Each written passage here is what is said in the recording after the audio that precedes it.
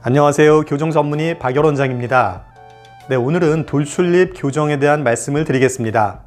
이 돌출입 증상 때문에 고민 중이신 분들도 계시고요. 또 이미 교정 치료를 받고 계신 분들도 계실 텐데요. 오늘은 이렇게 돌출입 교정 하실 때 많은 분들이 궁금해 하시는 내용과 그리고 이분들이 좀 알고 계시면 교정 중에 도움 되실 만한 내용에 대해서 몇 가지만 추려서 말씀드리겠습니다. 자, 돌출입 증상이 있으신 분의 엑스레이인데요. 근데 이분이 왜 이렇게 입이 나와 보이는지 보시면 위아래 앞니가 앞으로 좀 뻗어져 있는 것을 보실 수가 있습니다.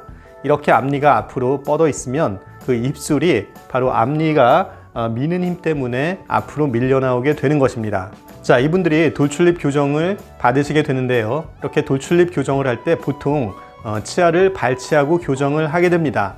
어떤 치아를 발치하는지 궁금해 하시는데요. 보통 이 돌출입 증상 치료할 때 발치하는 치아는요, 작은 어금니가 되겠습니다. 위에 아래 작은 어금니 4개를 발치하고 그 공간으로 앞니를 이동시키는 그런 것이 돌출입 발치 교정의 일반적인 원리가 되겠는데요. 작은 어금니를 발치할 때는 이 첫 번째 작은 어금니를 발치할 수도 있고요. 또 그 뒤에 있는 두 번째 작은 어금니를 발치할 수도 있는데요. 교정 전문의와의 상담을 통해서 어떤 치아를 발치하는 것이 좋을지 알 수가 있겠습니다. 네, 또 궁금해 하시는 것 중에 하나가 이렇게 교정철사에 대한 얘기인데요.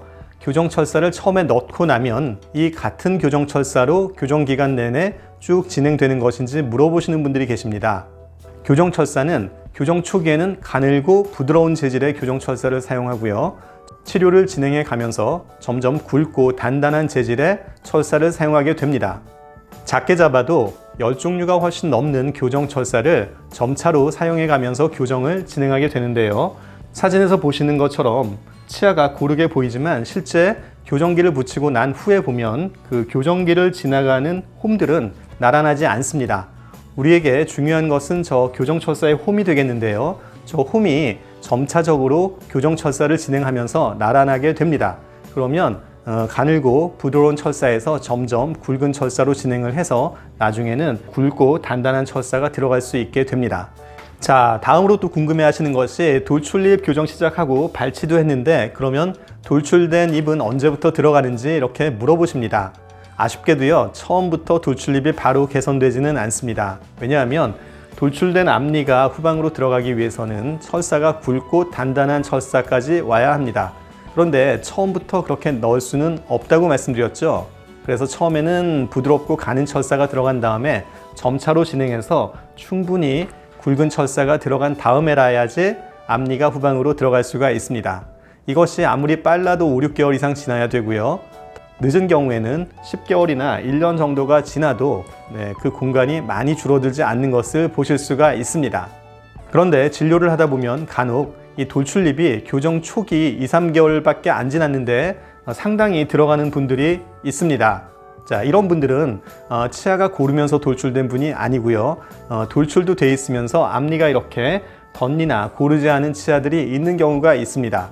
이럴 때는 이 치아가 고르지 않은 부분이 펴지기만 해도 그 부분으로 인한 돌출 부분이 개선이 되기 때문에 교정 초기부터 개선의 정도가 두드러지는 경우도 볼 수가 있습니다. 네, 다음으로 많이 아시는 교정 나사, 즉 미니스크류가 되겠는데요. 이 미니스크류는 왜 사용하는지에 대해서 물어보시는 분들이 많습니다. 자, 우리가 돌출입 교정할 때 발치를 한다고 그랬죠. 발치를 해서 그 앞니 공간을 확보를 하고 앞니로 후방으로 밀어 넣는다고 했는데요. 이렇게 밀어 넣을 때 똑같은 돌출입이라고 오셨지만 어떤 분들은 입이 많이 나온 분들도 있으시고 또 어떤 분은 그다지 많이 나오지 않은 분도 계십니다. 그래서 발치가 필요하긴 하지만 어떤 분들은 그 발치 공간을 충분히 앞니를 뒤로 넣는데 다 사용해야 되실 분들도 있고요. 또 어떤 분들은 그 정도는 아니어서 앞니는 조금만 넣고 또 나머지 공간을 메워야 하니까 그 공간은 뒷니를 앞으로 이동시켜서 그렇게 공간을 메워야 하는 분들도 있습니다. 그래서 앞니를 많이 이동해야 될 분들은 이 미니스크류를 사용해서 그 버팀목 고정대를 잡아주고 앞니를 충분히 넣게 되는 원리로 교정을 치료하게 되고요. 그 정도는 아니어서 입을 어느 정도만 넣어도 되는 분들은 이 미니스크류를 사용하지 않고 돌출입 교정을 치료하는 경우도 있습니다. 이해가 되시나요? 네, 지금까지는 환자분들께서 많이 궁금해하시는 내용에 대해서 말씀을 드렸고요. 몇 가지 더 말씀을 드릴 텐데 이거 알고 계시면 교정 중에 도움이 되실 만한 내용이 되겠습니다. 첫 번째는 돌출입 교정 중에 음식을 조심해야 되는 이유가 되겠습니다.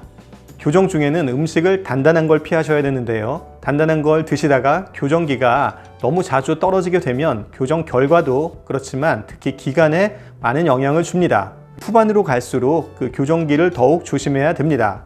왜냐하면 이 발치 공간으로 앞니들이 후방 이동하게 되는데 이때 교정기가 떨어지게 되면 교정 초기와 중기와는 달리 그 부정적 영향이 조금 더 클 수가 있습니다.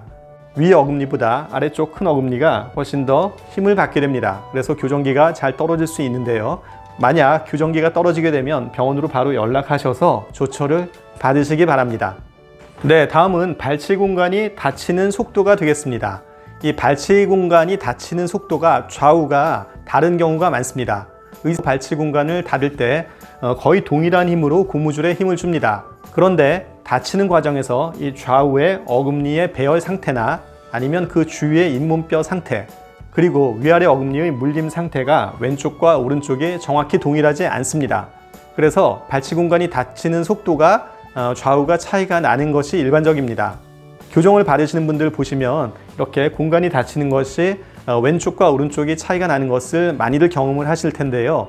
이것이 큰 문제가 되지는 않습니다. 왜냐하면 결국에는 양쪽 공간이 다 닫히면서 마무리가 될 텐데요.